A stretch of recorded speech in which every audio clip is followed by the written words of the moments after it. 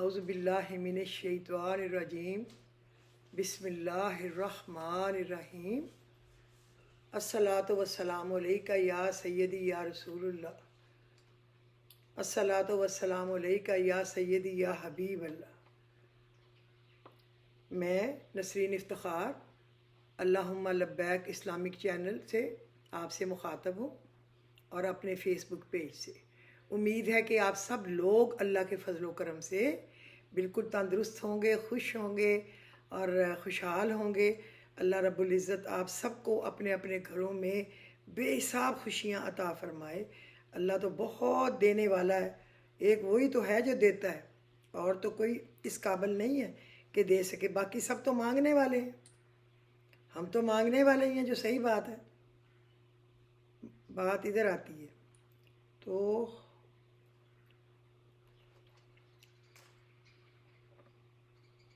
आज का जो टॉपिक होगा ना, मैं आपको ऐसी दो चीज़ें बताऊंगी। मैं अब लंबा बताना मैंने छोड़ दिया क्योंकि लोग कहते हैं हमें समझ नहीं आती, हम कौन सा पढ़ें कौन सा ना पढ़ें, और यूँ लगता है जैसे एकदम हम पे ज़्यादा बोझ आ गया। तो मैंने कहा चलो अब मैं सिर्फ एक आयत दो आयत ये बताया करूँगी ताकि वाकई में आप लोगों को सहूलत रहे। तो अल्लाह ताला आपको मुझे सबको अल्लाह के अहकामात पे चलना आसान कर दे और उस पे अमल करने की तौफीक अता करे और अच्छे काम करने की तौफीक अता करे। ये सिर्फ अल्लाह की तरफ से तौफीक मिलती है और कोई चांस नहीं है कि हमें मिल सके कोई ऐसी तौफीक। अल्लाह आपको बुरी घड़ी से, बुरे लोगों से, बुरी नज़र से हमेशा महफूज रखे। आपको पता है अरबी में ये क्या दुआ है? अल्लाहुम्मा इन्नी आउज़ु बिका मिन जहदिल बलाय व दरकी शिकार व सूइल कज़ा व शमाततिल आदा। अल्लाहुम्मा इन्नी आउज़ु बिका मिन जहदिल बला व दरकी शिकार व सूइल कज़ा व शमाततिल आदा।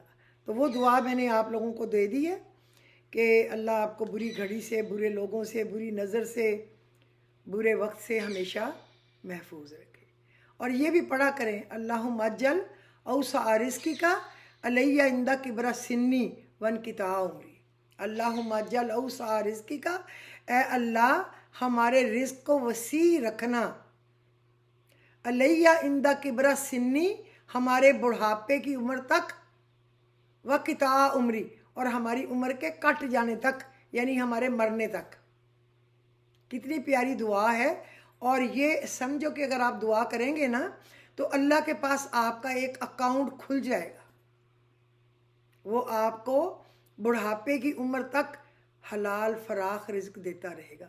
आप यकीन करें कि जब आपके घर में छोटे छोटे बच्चे पैदा होते हैं ना, आप उनसे पहले ही पैसे जमा करते हैं। मैंने कपड़े लूँगी, फीडर लूँगी, मैं उसके नैपकिन लूँगी, मैं उसके पैम्पर लूँगी, दूध लूँगी, सोचते हैं ना ख्वाब। फिर मैं कॉट लूँगी, झूला लूँगी, फिर मैं उसकी ये प्रैम लूँगी। अल्लाह ताला सब की ख्वाहिशात जायज़ जो है वो पूरी करे, उनके बच्चों को सलामत है। फिर आप बच्चों को चलना सिखाते हैं, बोलना सिखाते हैं, फिर आप उनको अच्छे से अच्छा पढ़ाते हैं। बाज़ दफ़ा लोग कर्ज़ा उठा के बच्चों को पढ़ाते हैं, बाज़ दफ़ा लोगों की जदादें बिक जाती हैं, बच्चों को पढ़ाते हैं। फिर आप बच्चों को जो चाहिए आप ज़िंदगी अपनी कुर्बान करके उनको देते हैं। और जब आप बुढ़ापे में हो जाए, ना कमाने की उम्र में, और आपको बच्चों से मांगना पड़ जाए, तो कितने भी फर्मा बरदार बच्चे हों, आप बहुत हर्ट होते हैं। आपकी जो अना है ना वो मजरूह होती है, अंदर मर जाता है। इसलिए ये दुआ किया करें अल्लाहुम्मा अज्जल औसा रिज़्क़ी का अलैया इंदा किबरा सिन्नी वन किता उम्री। आमीन इलाही सुम्मा आमीन। अब हम चलते हैं अगली बात की तरफ। अल्लाह की मोहब्बत एक अलामत, बंदे को अल्लाह को हर वक्त याद करना है। अल्लाह की मोहब्बत की एक अलामत बंदे का अल्लाह को हर वक्त याद करना है, क्योंकि इंसान जिससे मोहब्बत करता है उसे ही कसरत से याद करता है ना। जिससे मोहब्बत ना करेगा उसका तो वो नाम भी नहीं लेता कभी भी।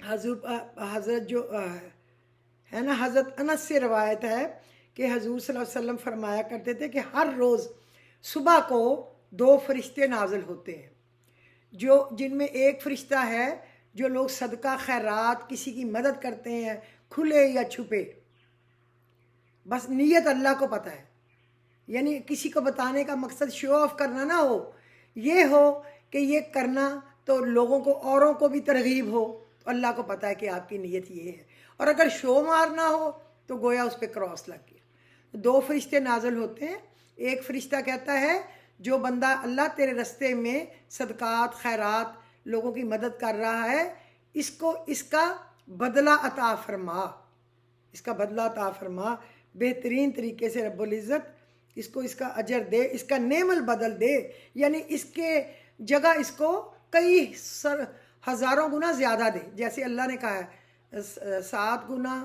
10 گنا، اور پھر اگر نیت اور بھی اچھی ہے تو 700 گنا تک اللہ رب العزت عطا کرتا ہے۔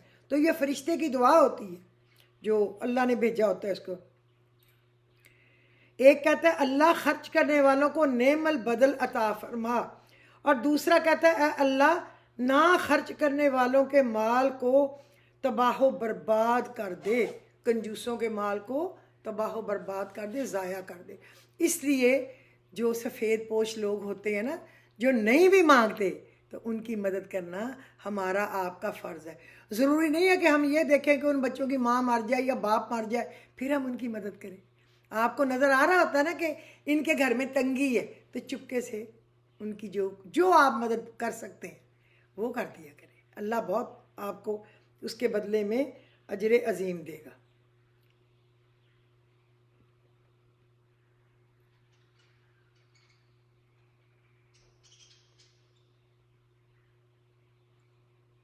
میں آپ کو ایک دعا بتاتی ہوں، جب زندگی مایوس ہونے لگے اور جب زندگی بوجھ بن جائے، جب سوائے اندھیروں کے کچھ بھی آپ کو دکھائی نہ دے، تو ایسے میں اپنے رب کریم کو پکاریں یہ کہہ کر اے میرے رب میں مغلوب ہو چکا ہوں، اے میرے رب میں دب چکا ہوں، فدعا ربہ انی مغلوب فانتصر، اور یا ربی انی مغلوب فانتصر، میں دب گیا، میں مغلوب ہو گیا، میں نیچے ہو گیا، لوگ اوپر میرے لگ گئے، جس کو ہم پنجابی سے کہتے ہیں تھلے لگ گیا، تو میری مدد کر۔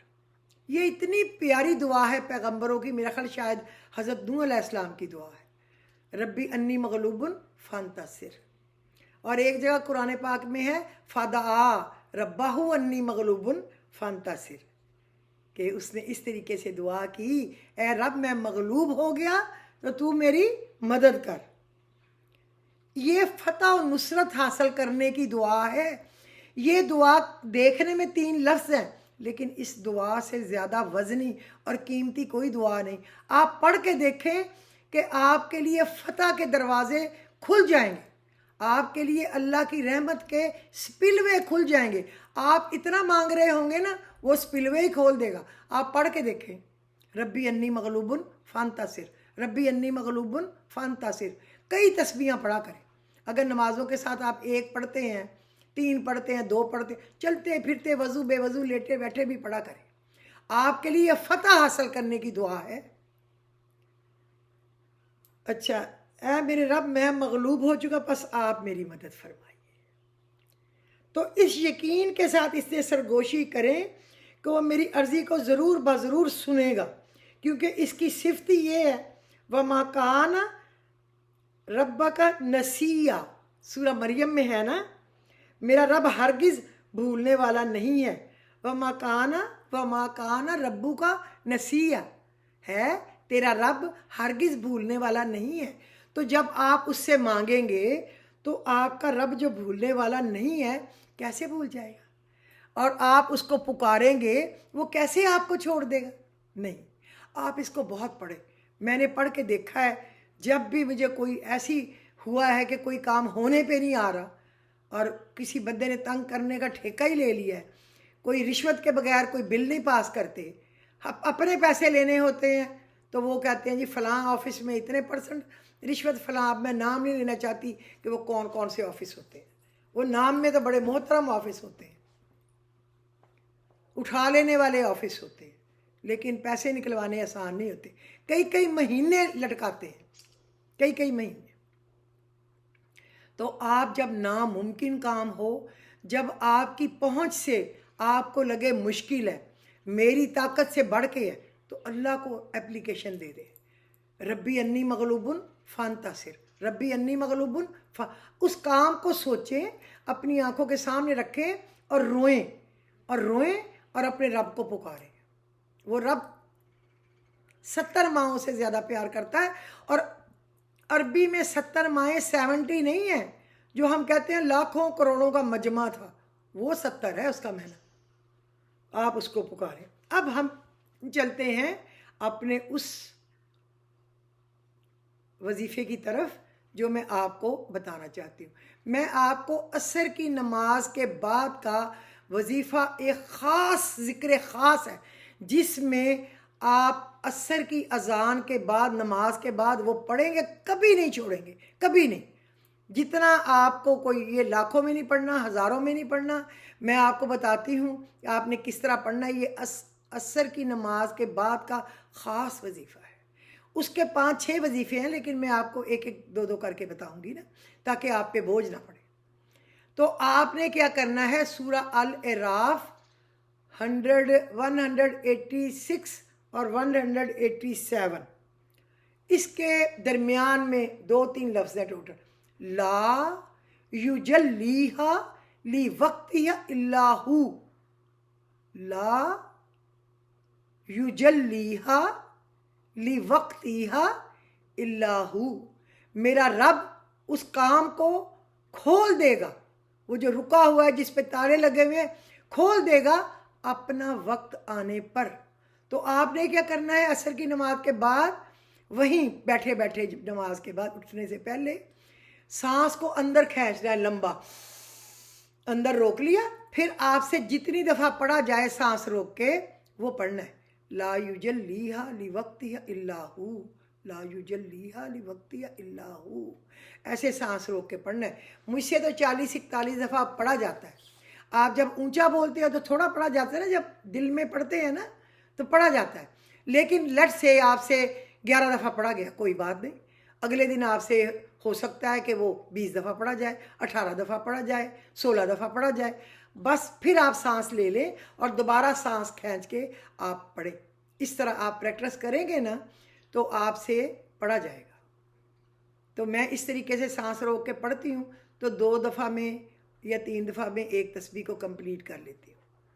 تو میں نے جتنوں کو بتایا ہے، وہ کہتے ہیں جو ہمارے کام پھنسے ہوئے تھے نا، وہ اس کے کاغذات یا جس کے پاس پیمنٹ پھنسی ہوئی تھی وہ ہمارے گھر بیل کر کے آ کے دے گئے۔